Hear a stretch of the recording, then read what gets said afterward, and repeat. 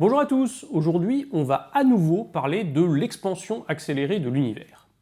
Dans la dernière vidéo, je vous avais présenté les observations astrophysiques surprenantes qui ont montré il y a 25 ans que nous vivions vraisemblablement dans un univers en expansion accélérée. Mais dans cette première vidéo, je n'avais pas détaillé les théories qui pourraient expliquer ce résultat étonnant. Alors aujourd'hui, on va passer en revue les différentes explications possibles pour cette expansion accélérée et comment on peut la prendre en compte dans les modèles cosmologiques. Et pour ça, on va notamment évoquer la fameuse énergie sombre, cette substance mystérieuse qui expliquerait peut-être l'accélération de l'expansion. On va essayer de comprendre ce qu'elle signifie et surtout si on en a vraiment besoin.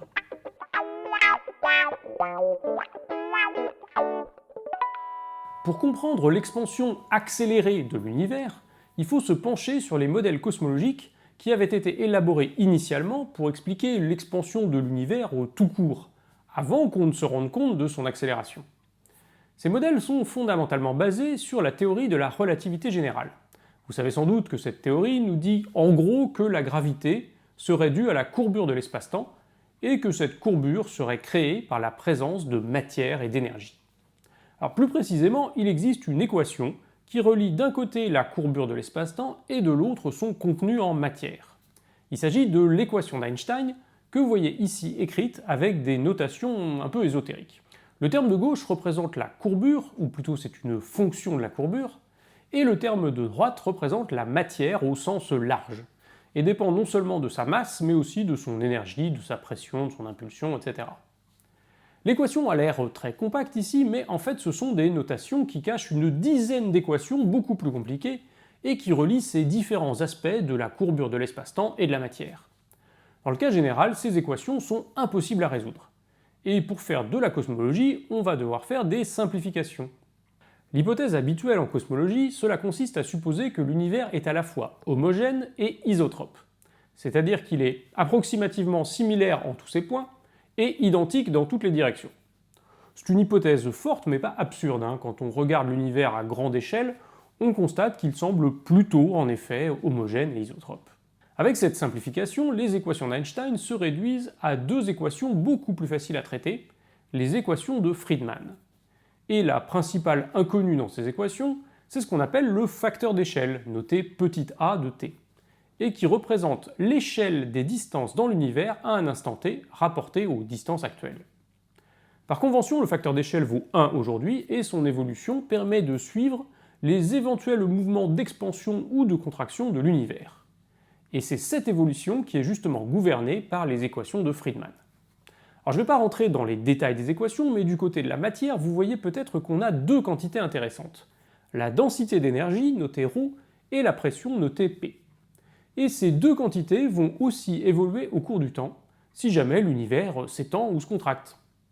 Et là, même sans comprendre le détail des équations, vous voyez peut-être qu'on a un petit problème. On a trois inconnus, A, ρ et P, et seulement deux équations. Donc ça va être compliqué à résoudre. Pour que ça marche, il en faudrait une troisième. Intuitivement, on se dit que la densité ρ et la pression P devraient être reliées. Prenez un gaz. Il y a un lien entre ces deux quantités, c'est d'ailleurs ce qu'exprime par exemple la loi des gaz parfaits. Le lien entre densité et pression, en général, on appelle ça une équation d'état. Pour pouvoir résoudre les équations de Friedmann, il faut qu'on ajoute une équation d'état pour relier densité et pression. Et celle-ci va dépendre du type de matière que l'on veut voir figurer dans notre univers. Il faut donc qu'on fasse une hypothèse sur la nature de la matière présente. L'hypothèse la plus simple et la plus radicale, c'est de supposer que la pression est nulle, ou du moins négligeable. Ça revient à supposer que la matière principale qui peuple l'univers est en gros un gaz froid, plutôt dilué, dont les molécules ont des vitesses d'agitation très inférieures à la vitesse de la lumière. Techniquement, cette hypothèse, c'est ce que les cosmologistes appellent un fluide de poussière. Alors c'est pas de la poussière au sens commun du mot, c'est juste le terme dédié pour parler de cette matière à pression négligeable.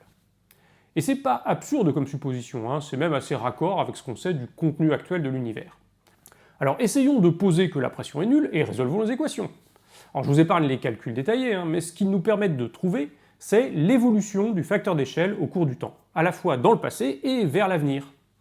Il y a plusieurs scénarios qui vont dépendre de la densité de matière présente actuellement dans l'univers. Je vous avais déjà présenté ces résultats de simulation dans la vidéo précédente.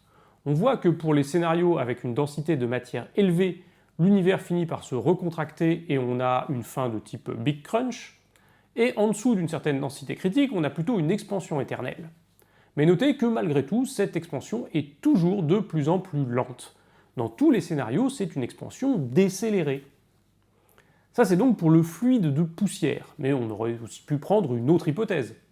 Imaginez un gaz très chaud dont les molécules ont des vitesses d'agitation proches de celles de la lumière, voire carrément un univers rempli de rayonnements, de photons. Avec ces suppositions, on ne peut plus prendre une pression nulle. Des formes de matière de ce genre ont une équation d'état dans laquelle la pression est égale à 1/3 de la densité d'énergie. Et si on injecte ça dans la résolution des équations, ça produit des scénarios légèrement différents des précédents. Vous voyez ici les courbes, ce sont des trajectoires possibles pour l'univers, dans le passé et dans le futur, en supposant qu'il ne soit rempli que de rayonnements, de photons. On retrouve bien les scénarios de Big Crunch et d'expansion éternelle, mais les courbes sont un peu différentes du cas de la poussière qui avait une pression nulle.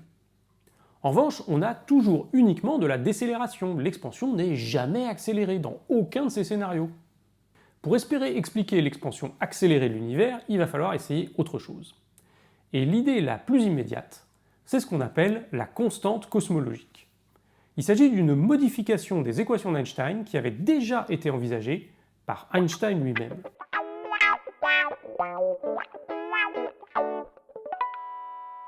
Lors de ses premières recherches sur les conséquences de la relativité générale, Einstein avait en effet déjà compris que son équation impliquait un univers qui pouvait être globalement dynamique, qui pouvait notamment se contracter sous l'effet de sa propre matière.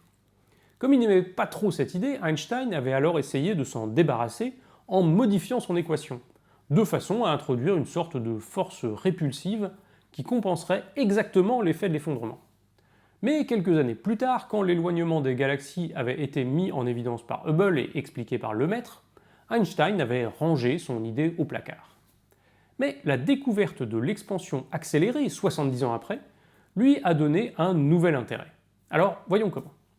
Pour créer une sorte d'effet répulsif, Einstein avait décidé d'ajouter un terme à sa fameuse équation. Ce terme fait intervenir une nouvelle constante fondamentale qu'on note généralement lambda et qu'on appelle la constante cosmologique. Un point important à souligner dans cette modification, c'est que ça n'est pas juste une bidouille adéquate faite pour que ça marche. Il y a un truc assez profond avec ce nouveau terme de l'équation, car c'est en fait le seul possible. Il faut savoir que lors de l'élaboration de sa théorie d'origine, Einstein avait pas mal tâtonné pour déterminer exactement ce qu'il fallait mettre du côté gauche de son équation. Il avait essayé plusieurs choses, mais avait fini par remarquer que pour des raisons de symétrie, il n'y avait que deux termes possibles. Celui qui figure initialement dans l'équation d'Einstein et ce nouveau terme avec la constante cosmologique. Et donc si on veut considérer la théorie la plus générale possible qui respecte les principes de symétrie, il faut a priori s'autoriser ces deux termes. De toute façon, il n'y en a aucun autre qui pourrait coller. Si on admet cette modification, cela provoque un ajustement des équations de Friedmann qui conduit à de nouvelles formes pour les courbes d'évolution du facteur d'échelle. Et cela produit notamment des situations d'expansion accélérée. C'est ce que vous voyez dans la courbe en rouge ici, comparée aux anciennes en bleu. On a une expansion accélérée et en plus cette courbe colle très bien aux mesures astrophysiques de distance et de décalage dont on a parlé dans la vidéo précédente. Ces mesures qui avaient justement permis de détecter l'accélération de l'expansion de l'univers. Donc finalement, on conserve notre matière et on rajoute juste un nouveau terme dans l'équation avec cette constante cosmologique lambda. Et en déterminant sa valeur à partir des observations, on a un truc simple et qui colle nickel. En fait, c'est quoi sa valeur, justement, cette constante? Eh bien, c'est pas très parlant car l'unité est un peu étrange, mais ce qu'on peut dire, c'est que la constante cosmologique contribuerait à elle seule à 70% de l'évolution actuelle dans l'univers, qui va dans le sens d'une accélération, contre seulement 30% pour la matière qui, elle, œuvre pour la décélération. Et cette valeur de 70% est corroborée par d'autres mesures astrophysiques indépendantes, comme l'analyse des fluctuations du rayonnement fossile dont j'ai déjà parlé dans d'autres vidéos.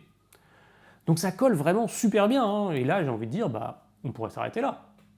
On a une explication qui colle parfaitement avec les observations, qui implique juste une modification de l'équation d'Einstein qui était somme toute assez naturelle. On a déterminé la valeur de la constante cosmologique et c'est juste une constante fondamentale supplémentaire à côté de la constante de Newton par exemple. Alors oui, ça marche bien, mais si on veut éviter de devoir bidouiller l'équation d'Einstein et d'invoquer une nouvelle constante, c'est quand même pas rien, on peut peut-être essayer de trouver une autre option, et notamment en se demandant si l'accélération ne serait pas due plutôt à une nouvelle forme de matière présente dans l'univers.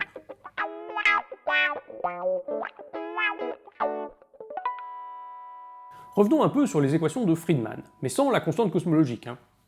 La deuxième équation est ce qu'on appelle l'équation d'accélération. La raison, c'est qu'elle fait intervenir la dérivée seconde du facteur d'échelle. C'est pour ça qu'il y a 2 points au-dessus. Et regardez le signe de ce qu'il y a à droite. On a un signe moins et à l'intérieur des parenthèses, la densité et la pression. Donc vous voyez bien que quoi qu'on fasse, l'accélération va être négative. L'univers sera forcément en décélération, on n'a pas le choix. Sauf si ce qu'il y a dans la parenthèse est négatif. Est-ce qu'on ne peut pas trouver une forme de matière pour laquelle ce soit le cas? On l'a vu, pour choisir une forme de matière, il faut choisir son équation d'état. Généralement, on prend des formes de matière dont la pression est proportionnelle à la densité d'énergie, c'est la forme la plus simple. Si on appelle le W le facteur de proportionnalité entre les deux, l'équation d'état générique, c'est donc P égale W fois ρ. Ici, W n'a pas d'unité, c'est un nombre sans dimension. Et on peut faire varier W pour modéliser différentes formes de matière. Alors souvenez-vous, tout à l'heure, le fluide de poussière, c'était W égale 0, puisque la pression était nulle, et les photons, ou le fluide de matière relativiste, c'était W égale 1 tiers. Mais on peut mettre l'équation d'état générique avec W dans l'équation de l'accélération, et voici ce qu'on obtient. Ce qu'on aimerait donc, c'est rendre le contenu de la parenthèse négatif. Et pour ça, pas le choix, en fait, il faut un W négatif. Si on le prend inférieur à moins 1 tiers, ça marche. L'accélération devient positive et on obtient un univers en expansion accélérée. Prendre un W négatif, ça signifie envisager de la matière avec une pression négative. Ça paraît un peu bizarre, mais en tout cas, ça marcherait. Et on peut d'ailleurs le voir dans les modèles. Je vous ai tracé ici différentes évolutions possibles du facteur d'échelle pour la même densité de matière, mais en faisant cette fois varier le W. Ça ne correspond pas forcément à des scénarios crédibles, mais c'est pour montrer l'effet. Souvenez-vous, en bleu, W égale 0, c'était la matière froide, en vert, W égale 1 tiers, les photons, ou la matière relativiste, et on voit l'impact des valeurs négatives du W qui provoque une expansion accélérée, notamment pour W inférieur à moins 1 tiers. Donc une forme de matière avec un W négatif inférieur à moins 1 tiers, ça pourrait arranger nos affaires. Mais qu'est-ce que ça veut dire physiquement? Est-ce que ça a une chance d'exister? Oui, pourquoi pas. Une première chose importante à comprendre là-dedans, c'est que je ne suis pas en train de parler de masse négative ou d'antigravité. Non, la densité d'énergie est bien positive. C'est juste la pression associée qui est négative. Mais qu'est-ce que ça veut dire une pression négative? Pour le comprendre, il faut se demander ce qu'il advient de la densité d'énergie quand l'univers se dilate.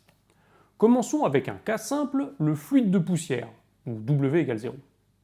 Imaginons un fluide avec une certaine densité, allez disons 8 molécules par mètre cube. Si l'univers s'étend d'un facteur 2, les volumes augmenteront d'un facteur 2 au cube, donc 8. Ça fait qu'il n'y aura plus qu'une molécule par mètre cube en moyenne. La densité d'énergie de la matière ordinaire diminue avec l'expansion, et elle diminue comme le facteur d'échelle au cube. C'est logique, c'est une simple dilution. Alors maintenant, faisons le même raisonnement avec des photons. Imaginez qu'on ait disons 8 photons par mètre cube et qu'ils aient une énergie correspondant à une longueur d'onde de 400 nanomètres. Et supposons à nouveau que l'univers se dilate d'un facteur 2. D'un côté, les photons seront dilués d'un facteur 8, comme pour la poussière, et il n'y en aura plus qu'un par mètre cube. Mais en plus, leur longueur d'onde aussi sera affectée par l'expansion de l'univers. Elle passera de 400 à 800 nanomètres. Donc l'énergie de chaque photon sera aussi diminuée de moitié. Avec les photons, longueur d'onde plus élevée, énergie plus faible. Au total, la densité d'énergie des photons aura donc été divisée par 16. Elle aura été plus que simplement diluée. Elle aura diminué comme le facteur d'échelle à la puissance 4. De façon générale, on peut montrer qu'un fluide ayant une équation d'état avec W va se diluer comme le facteur d'échelle à la puissance 3 fois 1 plus W.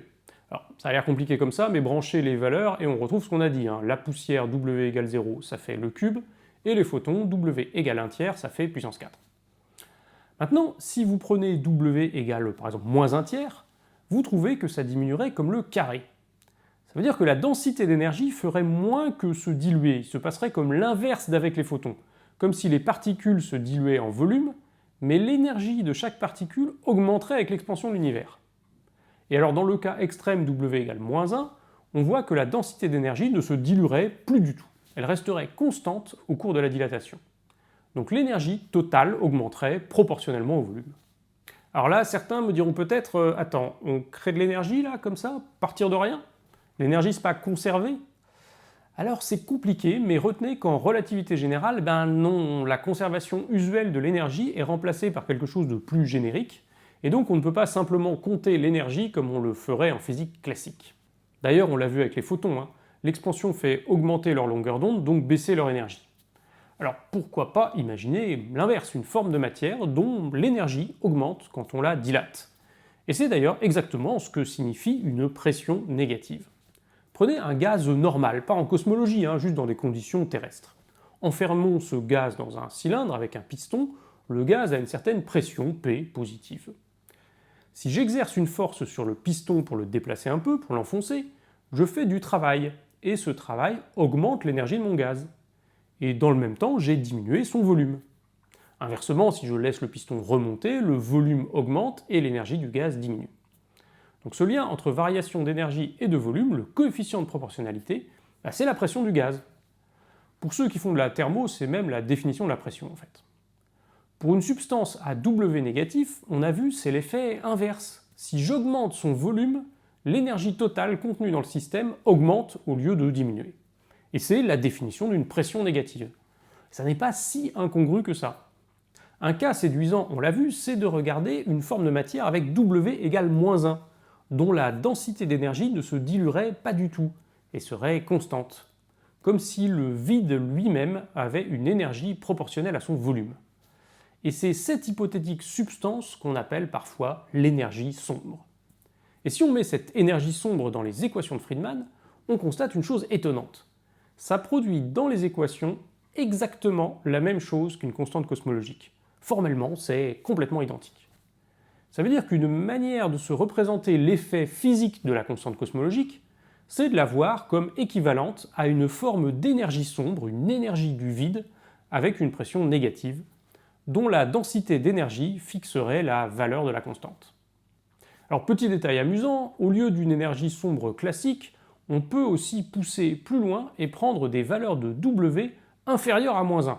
Alors là, carrément, l'expansion provoque une augmentation de la densité d'énergie. C'est ce que les cosmologistes appellent l'énergie fantôme. Et dans les équations, ça conduit à une conséquence amusante, hein. Au lieu d'une expansion accélérée mais infinie, ça fait une expansion tellement violente qu'elle déchire l'espace-temps et l'univers en un temps fini. C'est sympa aussi comme destin.